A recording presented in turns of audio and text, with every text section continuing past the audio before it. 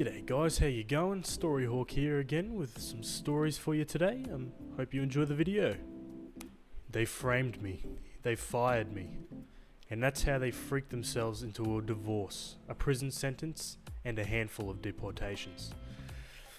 This is a long one, but if you stick with it until the end, you will learn how I was framed and fired from my job, and accidentally set off a chain reaction that led to a staff overhaul, with several managers being fired or moved to other restaurants.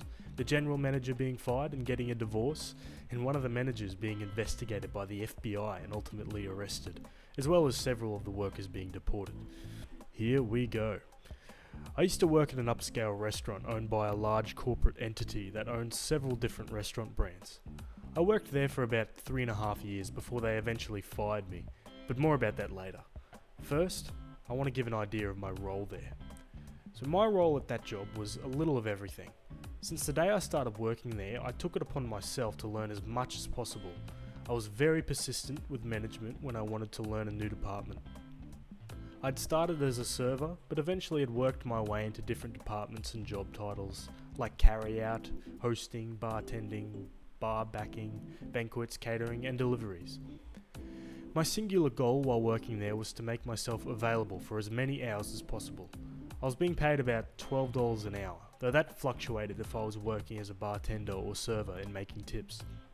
Eventually, it was noticed by management how I fit best into one of the non-tipped positions. I was so good at it that they decided to try me out as an unofficial supervisor over the team that worked in carry-out, catering and deliveries, as those were all one department. I knew this was going to ultimately mean a few less hours since I would only be working one department, so I negotiated with management to increase my pay about $1.50.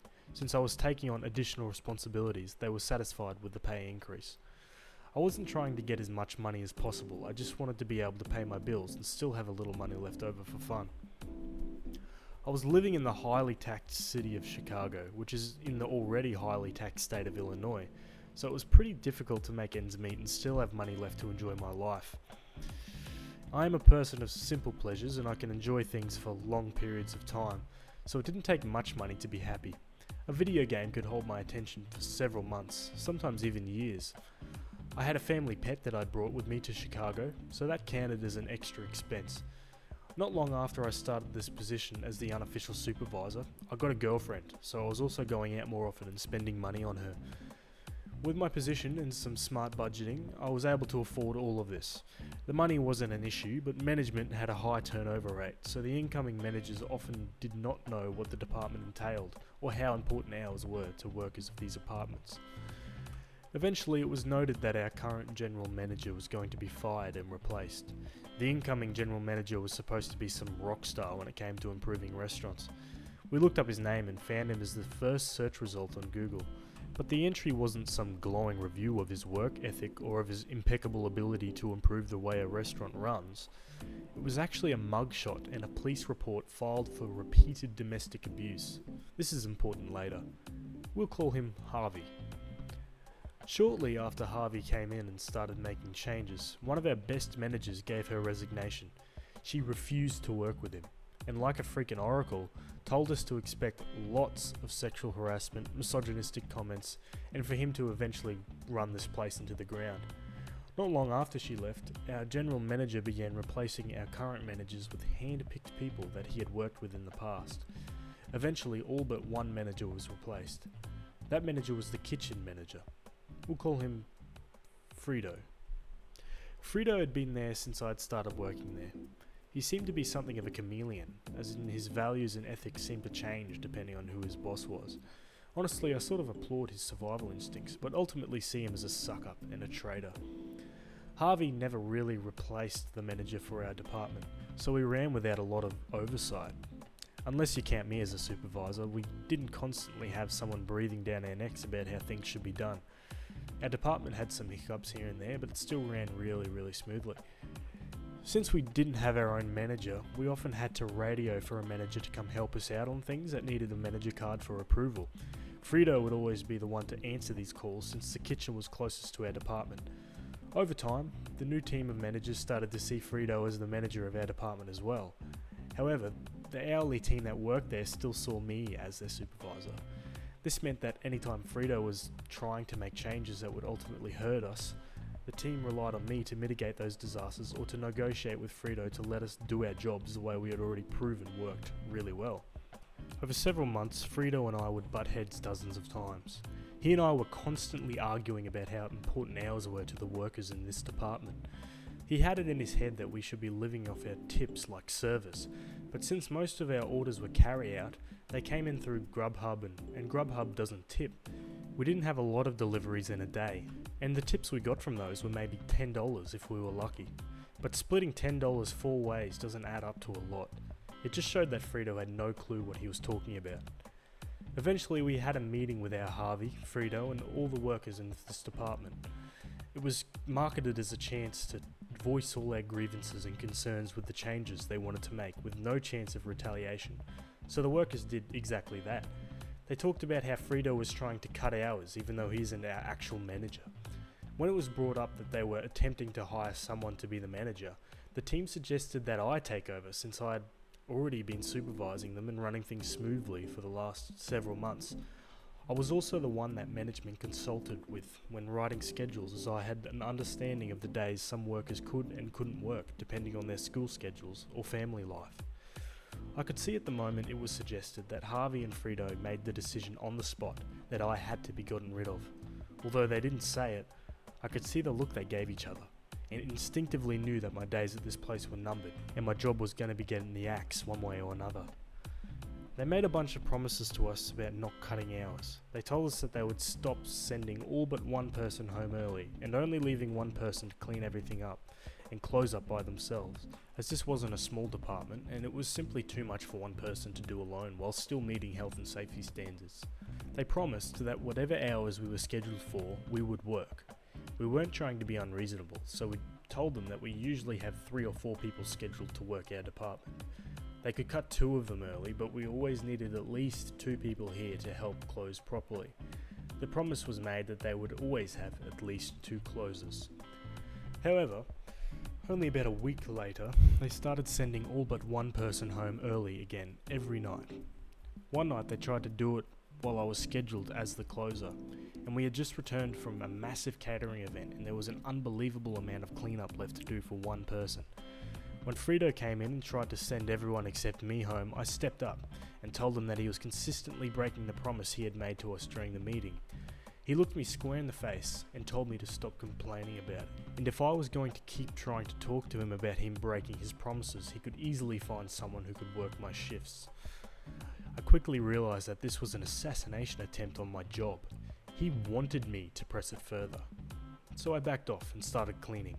I ended up having to stay way late, and that meant overtime pay anyway. I got a write-up for that since we weren't allowed to work overtime without a manager's approval. When I refused to sign the write-up, pointing out that I had tried to explain to Frito that I wouldn't be able to clean up all that stuff alone before my scheduled shift ended, I was allowed to leave without signing the write-up, but only because the HR rep that was present at the time wasn't one of Harvey's cronies. Skip ahead to the day I was fired. It is important to note at this point that I always came into work an hour early. Since we lived in Chicago, food was expensive. However, at our job we were allowed to have as much free soup and bread as we liked. So I would come into work 1 hour early every day so I could have some soup and bread for lunch before my shift. But on this day, when I walked into the kitchen to get myself some soup, one of the line cooks told me that he had a dish that had been cancelled after he cooked it, and Frito had told him to give it to someone. He assured me Frito had already comped it and that it was free to take for whoever wanted it. It just so happened to be my favourite appetizer, so I happily took the free food. Not long after I got to my booth, both Harvey and Frito approached me and asked me if I had put in a ticket for that food. I told them that the line cook had given it to me and said it was a cancelled order that Frito had already comped. Frito looked dumbfounded and said he had no idea what I was talking about. So Harvey told me, "I think you know that's theft. Go ahead and finish the food and then grab my stuff and go. That's the last meal you'll be having here." I tried to explain to them that I'd been given this food by the line cook, but they refused to listen. So I offered to take them to the kitchen to clear it up with the cook. But by the time I'd gone back to the kitchen with them to talk to the line cook, he had already gone home for the day. I had no choice but to gather my stuff, say my goodbyes, and head home. On my way out, I told the people working in my department that afternoon what had happened, exactly as it happened. They were shocked and angry, but mostly sad to see me go. I decided that on my way out I would stop by the accounting office and pick up any tips that may have been dropped for me that week, just to make sure I didn't get screwed out of that money. Before heading down, I had the gut feeling to just set my phone to record, and I stuffed it in my pocket without the camera rolling. Although the video was entirely black since it was in my pocket, I did manage to get a pretty muffled recording of Harvey and Frida's voices through the door, discussing how things had gone as planned, and that they had been trying to get rid of me ever since the meeting with my department. I knocked on the door, and they hushed up before opening it. They asked what I was still doing there, and I asked for my tips. They gathered what was in the safe for me and handed it over. Despite my anger rising at what I had just heard, I decided not to burn this bridge just yet, because perhaps I could freaking nuke it later. I offered a handshake to both managers, thanked them for the opportunity to work there, and left, making sure to pull my phone out of my pocket and record the front of the restaurant, with the sign showing its name and logo. Working in a restaurant, you learn to always cover your own butt. It's true for most jobs, but something was just telling me I would need all this later. If I was being accused of theft, I wanted to be able to prove it wasn't true if it ever came up in future job interviews, which is exactly what happened and where this all started going nuclear. On the train ride home, I sent some messages and made some posts on some local groups on Facebook saying that I'd just been fired and that I was looking for a job as quickly as possible. By the time I got off at my stop, I'd already been set up for an interview for later that day. I was offered the job about 5 minutes into the interview, but after going over the details it didn't sound like it was for me, so I turned it down. I interviewed a few other places and found out that one was a dang good fit, with a hefty pay increase compared to my previous job, and I wouldn't have to deal with customers. It was an auditing job for a logistics company. However, during the interview with the manager of this job, he mentioned that he had already called my previous place of employment and spoken with the general manager, Harvey. Harvey told him that I had been fired for theft. Luckily for me, the manager I was interviewing with asked me to tell him more about that, and he was willing to let me pull out my phone and find the recording. I asked if the voice in the video was the same as the one he spoke on the phone with. It was. That was confirmation enough for him that I hadn't made a fake video. He listened to the two managers in the video admit that they had set me up, and watched to the end when I showed the front of the restaurant, complete with the logo and name. The manager interviewing me, who we'll start calling Dean, hired me immediately and asked me to send him the recording. I did. I thought that was the end of it. But about 7 months later, after settling into this job quite nicely, HR sent out a "Welcome all our new team members" email, which listed all the newest hires, some facts about them, and had pictures of them all. They sent these out every time they hired a new round of people. One of them, Thomas, was a former co-worker who worked with me at the restaurant. We had worked at the host stand together, so I was pretty glad to see someone I knew and liked coming onto the team. I sought out his desk and went and said hello, and asked why he left the restaurant. He hadn't left willingly. He'd been laid off because the company was under investigation. It had started as a relatively small matter. The corporate entity that owned the restaurant chain had received an email with an attached video. My video that had been filmed from inside my pocket. That was the cause enough for corporate to send someone to investigate internally. Thomas was pretty surprised that I hadn't heard anything about it, since there had been numerous attempts to get in touch with me. As soon as he said that, I logged into the old email I'd used when I first applied for the job at the restaurant. I had at least 24 emails asking me to come in to discuss my employment and termination. I never replied. I just didn't care enough anymore. I'd also changed my number since then, so they hadn't been able to contact me by phone. Thomas continued, explaining that before corporate had sent someone, Harvey and Frida had talked with my department and tried to offer them all a small pay increase to spin corporate a story about how I was incompetent at my job and failed to live up to my duties. The day the corporate auditor showed up, there had been a small exodus of people from my old department. They quit on the spot, in front of the lady from corporate, let's call her Audrey, and made sure to rat out Harvey and Frida before leaving. Strike one for both of them.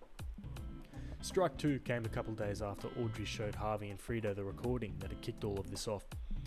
They denied it vehemently, but there was no mistaking Harvey's voice. It's unique.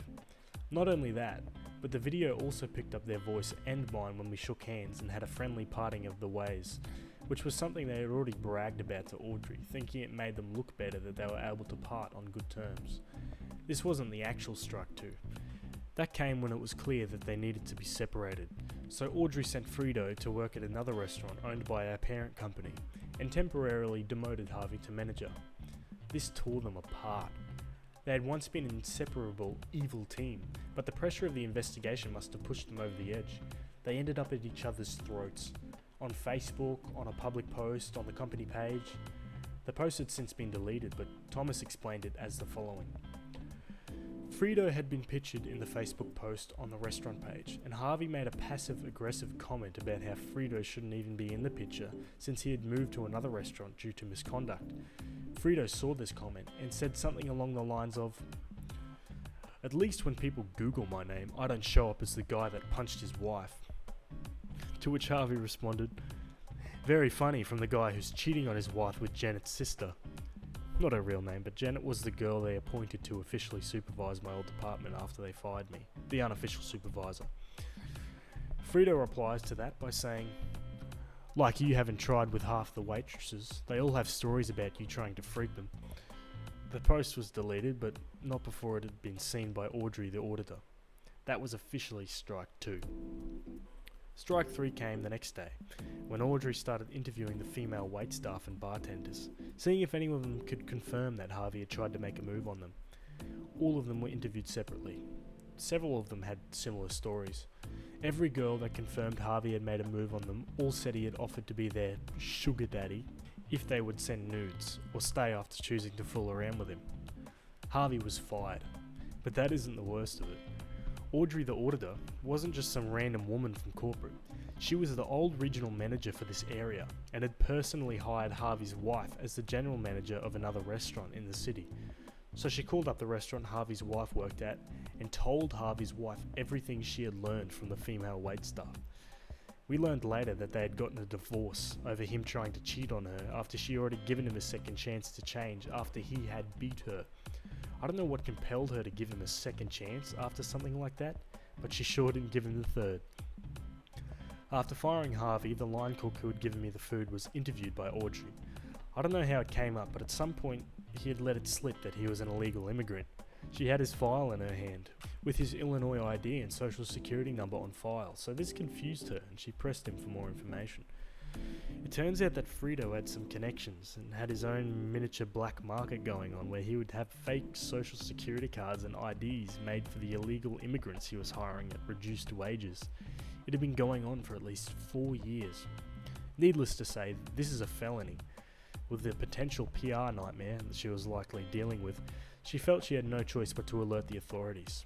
Local PD enlisted the help of the FBI, since some of the evidence led them beyond the jurisdiction of the local police. Frito was arrested, and quickly gave up the names of the people working that he had sold social security cards and IDs to. I'm not sure if he gave up all of them, but he did name drop about 14 people. And of those 14, at least half were deported by the time Thomas had been let go. One of them was the line cook that had given me the food the day I was fired. Thomas went on to explain that it all started with me being fired, but I never sent that recording to corporate. I'd only sent it to Dean when he hired me. I asked him about it, and he told me he had sent it to his wife, since she was a lawyer. He wanted to see if I had a case to maybe sue my old job, since what they had done was wrong, but he also remembered that when we had first talked about it, I had said I'm not the type of person who would try to make millions off an entire company because of the mistakes of 2 jerks. But I'd also said it would be pretty sweet to see them lose their jobs too. So his wife had been the one that sent it to the legal team at the corporate HQ of my old restaurant job. My boss showed it to his wife, who forwarded it to the real head honchos of my old job. They were both just trying to get the 2 scumbags fired for what they did to me, but ended up pulling a thread so long that it didn't end until there were sexual harassment accusations, revelations about managers cheating on their wives with girls related to people they had placed in positions of authority, a divorce, mass layoffs pending investigations, a staff overhaul, an FBI investigation into what could be considered black market dealings of falsified government-issued documents, and at least a half dozen deportations and probably as many as 14. I don't know if this counts as nuclear revenge, as I didn't actively pursue it, but Thomas ended up showing me that even if it wasn't revenge, it was definitely nuclear, and the crater it had left was massive. Hey guys, thanks for tuning in again. This story was a bit of a long one, but good to see you stick through to the end. See you in the next one.